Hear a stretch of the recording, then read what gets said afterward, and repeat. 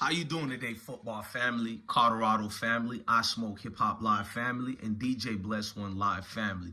Well, let's talk about it. We just dropped a video about Sean Keelers, the Denver Post reporter, who has this anger and hatred towards Deion Sanders and his family, specifically Deion Sanders and his family. It's not really about Colorado football. He wants Colorado to look a particular color. He doesn't like the darkness that has attached to Colorado, and he's been open about it. We just did a video about that. This is a little bit different. This is explaining Deion Sanders' new statement towards the media. We've seen what he's done to CBS and many other people, including Sean Keelers and the Denver Post. Now he has a message for all you pundits, analysts, reporters, and hidden people with hidden agendas and on all media platforms. He gave all of you guys a warning, and this is a real warning. Watch how you cover my guys. A lot of your fake, quote-unquote, bourgeoisie people who come out and about to talk about Deion's character trait, while all your character traits are being displayed in front of the whole world. So when Deion looks at you guys, he's like, look, man, I'm used to this. It's not like I see a negative piece about me and I want you guys to be like, oh, man, I'm going to go harder. I want you guys to know I'm going to go more stronger. I'm more. He's like, no, I've been there, done that. I've seen this before. But what does make Deion Sanders move when he reads these negative press and articles, he claims he knows where you guys stand now. This is Deion's words verbatim. He knows where you stand now. And round of applause, ladies and gentlemen. Round of applause. It's a reason why he's prime time, and it's not just to get paid in full. It's not just that. Ain't no better feeling to let your haters and let your enemies, because at this point, I can't call guys like Sean Keeler, CBS, ESPN, Fox Sports. Well, Fox Sports seems somewhat like friends towards Deion Sanders, so much respect to Fox Sports. But everybody else, and isn't that strange? The more conservative they are, they have more of a maturation of respect towards Deion Sanders. But the more liberal these so-called media sport outlets are, the more attacks you see those so-called liberal ones are throwing towards Deion Sanders. Not that I'm trying to make this a liberal conservative thing, because at the end of the day, on all sides of the spectrums, whether it's liberal, conservative, they don't like Deion Sanders, and it's only for one reason. We pre-talked about this prior to any of this going on. I told you guys this last year, and even when he was at Jackson State, we got a whole video that's on the channel now speaking about if Deion Sanders ever decides to leave Jackson State and go to the Power 5 or the Power 6, the scrutiny that he's going to have to face is a level like no other we have never seen.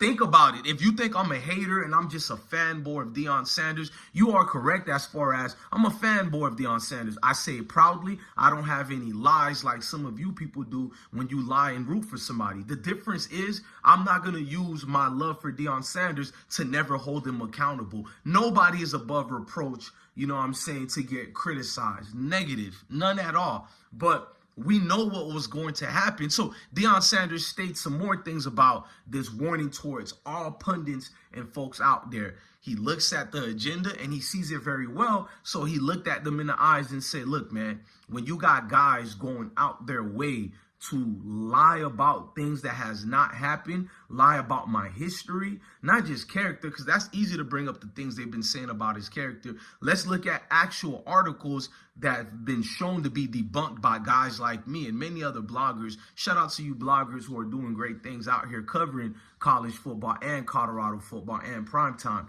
But we've shown a lot of these articles are just infatuations of exceptions towards hatred.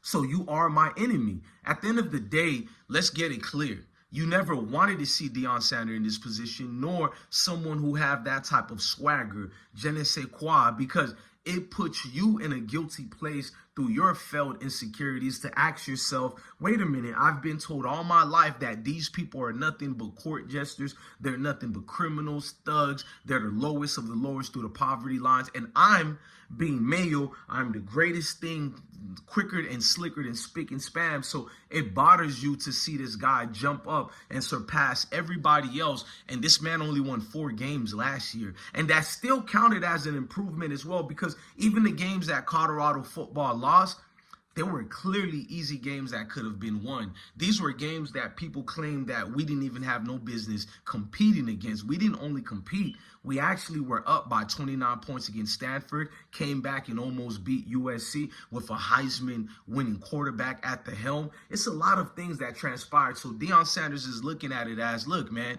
let's not do this fakeness no more. I know what it is. You know what it is. You don't like me. I don't like you. We're not going to sugarcoat it. And unlike other coaches who are coming with this well-scripted no and trying to speak about, well, you know this. And no, he's not sugarcoating it, man. He's letting you guys know, I don't even want you around. That's my warning. You're going to leave my guys alone. Point blank, period. We don't have to have this fake relationship no more where I have to have a lot of congestors and talk a lot of crap just to make sure you don't write a negative article about me. But since that's all you guys do is write negative articles anyways, what's the point of even having an interaction with you guys? What's the point of engaging in a conversation with the wolf in sheep's clothing themselves right now? I can see the fangs coming out your mouth. It's like Count Dracula waiting for your moment to pounce on primetime and suck some blood out of the guy. 1, 2, 3. I want to suck your life. Not blood, but life, nigga. And you can see that from the spectrums of their camera lens. It's like, oh, what new news we got? Because if somebody, it could be Joe Billy Bob Ray at Hickstown's. He could wake up in a cornfield somewhere in Idaho and drunk out his rockers and make a YouTube video right now. Deion Sanders just slapped a woman at the club. And why that wouldn't make sense? Because primetime don't really do clubs like that anymore. But all your main pundits and medias who are so-called professionals who went to the greatest universities, supposedly, they'll be the first ones on that train talking about, did you see the news of Deion Sanders slapping a woman in the club? They wouldn't even fact check it. They won't verify anything. They'll just look at it and substantiate it as actual facts, actual news, and they'll throw a little allegedly on it so it can't get back to them, at least through the legal aspects of things. I pay attention in hindsight to all the things I've been seeing, bro, and the truth is they can hide behind so many loopholes in the laws and just make Deion Sanders look like a monster. For instance, you had a guy at Colorado State who actually went to Colorado after transferring from Colorado State. Many women hit me up, and I forgot to get back to one of them. That dude had raped one of the females, right? And a couple of the victims hit me up. I forgot to make a response video to it. And shout out to those great women. I got y'all back. I took a 2-month break from coverage of Colorado, but people flipped the script on the guy who did the things to the females. Primetime wasn't even at the Power 5 at the time this happened. But a lot of these pundits try to flip it like Deion doesn't care about victims who have had this situation happen to them. Deion is guilty of doing things to women. It was just nasty work, man. All because this guy came in and Deion took them. And I give you guys that. Deion didn't do his due diligence about it because he thought it got cleared up. And clearly it didn't. And when he seen things was really rampant and fiery in that situation, they did what they were supposed to do and release the player. It still wasn't enough. It wasn't enough, man. How many coaches right now can raise their hand and say they know without a doubt they don't have any players on their team who hasn't done anything wrong? And the difference between them and Coach Prime, this didn't happen on Coach Prime's watch. Can you imagine if Coach Prime gets any of his players in that situation on those type of charges, what the world will be doing to Prime right now? But I can name multiple coaches, and I've done several videos on them, who have had players who've done multiple things like that at their helm, and they're never called out. In fact, the failed companies such as ESPN would hide some of these things and embellish the statements to make it look like it was just somebody crying wolf as usual. Look, let me know how you feel about it. Do you think Deion Sanders is going too rough, or you think it's about damn time? I think it's about damn time. Let me know how you guys feel in the comment section. You know I'll rebuttal and I'll talk to you guys. I'm DJ Blessed One, the best one. Love your family, love your kids, and stay blessed. Remember, this is bigger than football. It's deeper than football. It's the game of life.